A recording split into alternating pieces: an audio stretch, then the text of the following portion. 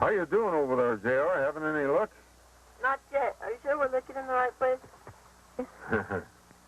Well, they say seeing is believing. Come over here and take a look. Wow. So that's what plaster gold looks like. Sure is pretty. Yep, sure is. Hey, how come I didn't get any? Well, it takes a while to get the hang of it, JR. And you got to learn to read the creek. Read it? Yeah. You know, like right after a rain and the water's moving fast, if it's carrying any gold, it slows down on this side of the bend as it goes around the curve. And it drops the gold here. And then maybe on the other side where the roots of the trees and the grasses are sticking out, it'll catch the fine gold, you see. Oh, around big rocks and things. Yeah, that's right. And it does take patience and persistence. Of course, there are other ways to find gold. Oh, like buried treasure. Yeah. Well, do people really find things like that today? Well, I'll tell you what. Let's head back, and while we're driving home, I'll tell you about a treasure that was found right here in this area. There was a man called the Goat Doctor. You mean he took care of sick goats? No, he was called the Goat Doctor because he raised goats for their milk.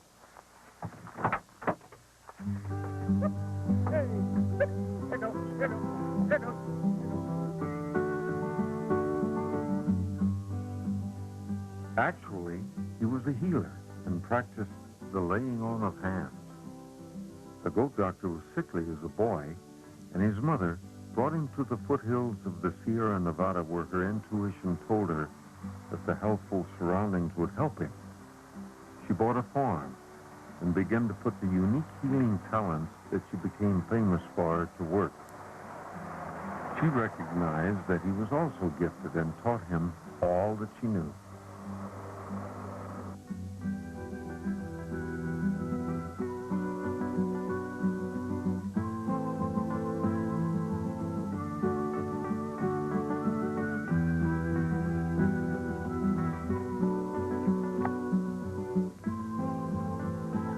Years went by. The young man grew into the practice that his mother had started. He became even more famous than she was as a healer. He seemed to have a cure for just about everything. People came from miles around to see him. He was revered and respected. He also had a very unusual fee system. He never charged anything, but most folks would leave him at least $2 or $3. And sometimes, if his patient was a rich man or a famous movie star, he was often given more because the results were so spectacular. He was also unusual inasmuch as he always preferred to be paid in silver coins. Instead of paper money? Yes. If people gave him paper money, he'd take it to the bank and exchange it for silver dollars. What do you do that for? Oh, I suppose he figured that silver coins were a lot safer to bury than paper money. Bury it? Where? Oh, nobody knew that for many years until a man bought what used to be the old Goat Doctor's farm, which by then had been destroyed by fire. The new owner hired a couple of men to bulldoze the charred remains in preparation for building a new home.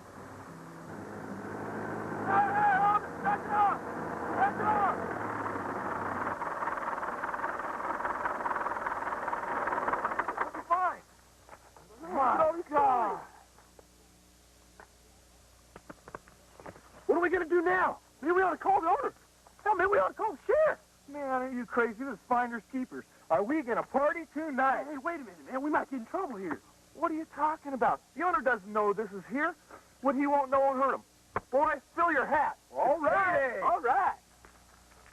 These men went off to pursue two of man's oldest sins, drinking and gambling. Here's your drinks, fellas. Can I get you anything else? Just come over here and bring me some luck, sweet thing. Oh, you just holler, honey, if you want anything. I'll come a-running. Feel them cards. We need another round, sweet thing. Make it a round for the house.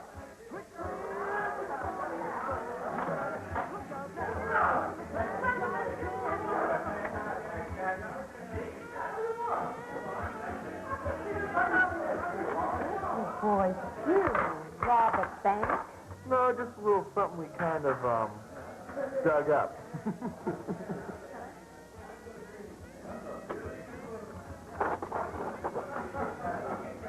What you got there, bud? I got 2 pair. Ah, 3 cowboys for me. Full house. Sacks on top.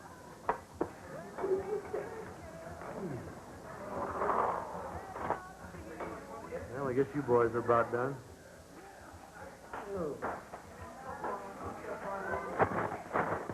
Steal the car. How much did they find? Nobody really knows. Some say they went through as much as $40,000. Sure must have made for some party. Naturally, it was just a matter of time until the word got around, and soon there were people all over the property digging holes and finding more money. And before the owner could get the sheriff out there to stop him, many more thousands of dollars had been taken. I'll bet the owner was mad. Well, you sure can't blame him. Those folks were trespassing. Anyway, it was a year or so before he'd let anybody else come on the property. By then, a friend of mine had contacted him and convinced him that there was more silver buried on the property. And he got permission from him to look for it. And this is the story as Jimmy told it to me. My hunting team and I arrived early one Halloween morning to hunt the goat doctor's ranch. We decided to spread out and try our luck and just sort of follow our instincts as treasure hunters. I think it'd probably be best if we all spread out. Why don't you all work down that direction? I'll work on over here. I had this particular feeling about a group of pine trees on the other side of the creek.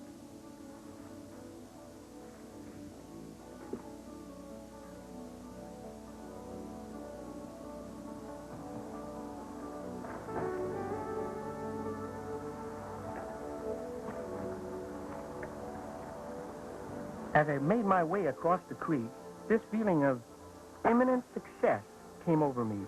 Like the closer I got, the more drawn I felt. I took off my gloves,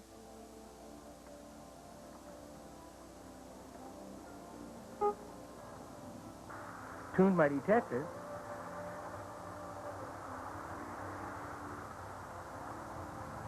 and began searching.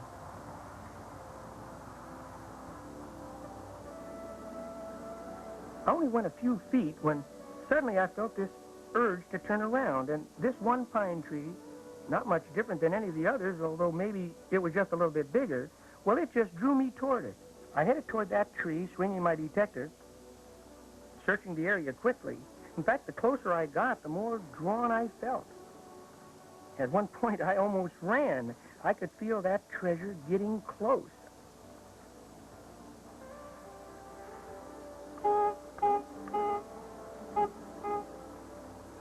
I wasn't even surprised when the signal went off in my detector.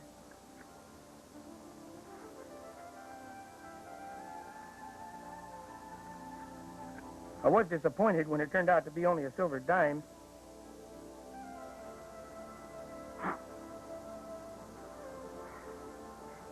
But I put the dime in my pouch and picked up my detector and started off again.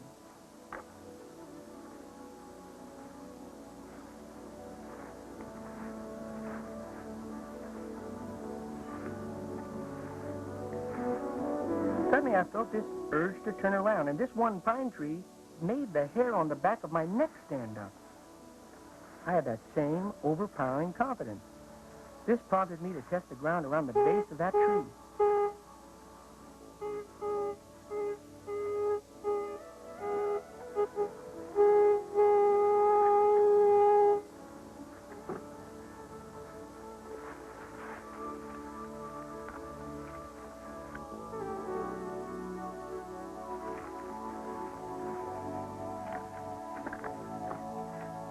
Oh my gosh.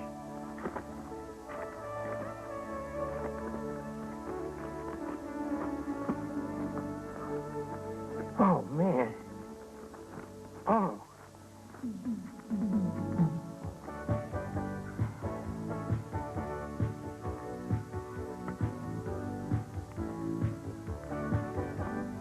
Oh. I don't believe it. Ed, I think I have something. It was a large, rotted-out bank bag containing what turned out to be over 2,000 silver coins. In fact, they popped out at me like the seeds of a ripe pomegranate. This cache of coins sparked the enthusiasm of the hunt, and we began systematically hunting the goat doctor's property, working the grounds and digging and detecting and inspecting and picking over every inch. In fact, we dug up all kinds of objects, such as tools and shovels and even part of an old stove.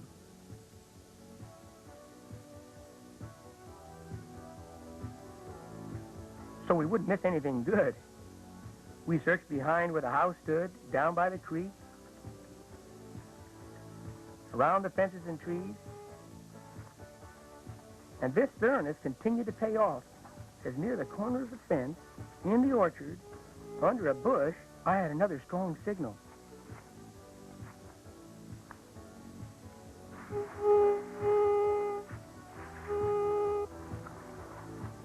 I got something. What is it?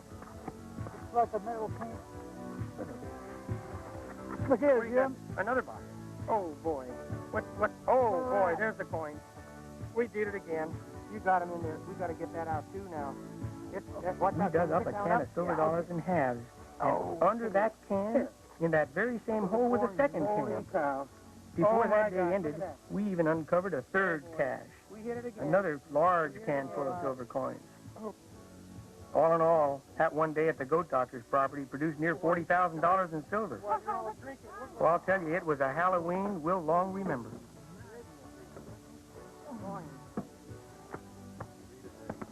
1922. 1920, 1901.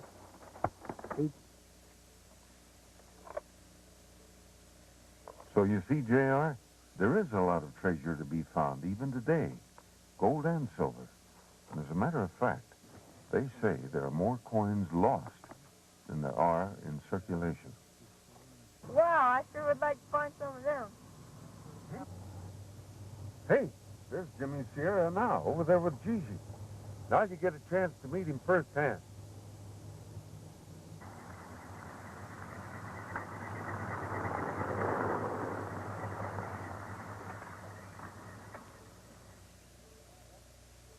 And how did my treasure hunters do today? Well, we could have done better, but we still had a lot of fun, didn't we, J.R.? Jimmy, how are you? Fine, thanks, Clint. J.R., I want you to meet Jimmy Sierra. Pleased to meet you. Pleased to meet you, too, J.R. Uncle Clint just told me a story about the goat doctor. Did you really find all those silver dollars? You bet I did. I keep one in my pocket, just for good luck. Well, by golly, looks like I got an extra one in here. How'd you like to have one for good luck, too, J.R.? Wow, thanks a lot. You're welcome. I've got something here for you, too, Clint. Remember that metal detector you ordered? Oh, boy. Well, here it is. I hope you have better luck with this prospecting and treasure hunting than you did with that gold pan. Well, I bet you I will. Well, I'm going to have to do some prospecting of my own now. I'll see you later, Clint. Okay, Jimmy. Okay, you take care, Jimmy. J.R. Bye-bye, Jimmy. Bye-bye, Gigi. Bye. Bye-bye. Incidentally, dinner is almost ready. Okay.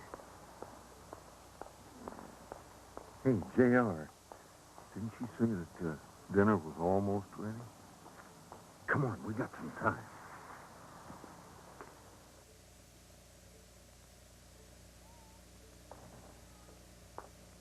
Clint!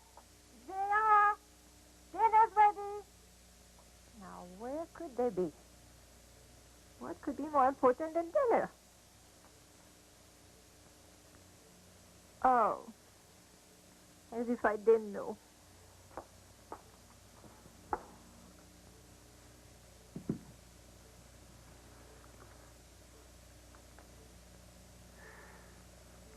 How can any of us ever forget the excitement of Treasure Island or the stories of Captain Kidd? Treasure hunters are all bound together by a common force.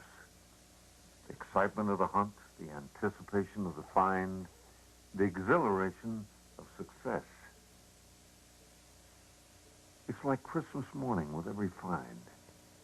So join us again on Quest for Treasure, where we might be on the eastern seaboard with treasure hunter Harry Nichols, finding lost jewelry and coins. Or we might be in Pennsylvania, treasure hunter Harry Badofsky, looking for a famous colonel's lost gold. Or maybe we'll be in southwest Texas with treasure hunter Kenneth Little on a quest for a treasure from outer space. A valued meteorite. So, no matter what your age, if you want the excitement of adventure, take up the sport of treasure hunting. The only limitation is your own imagination.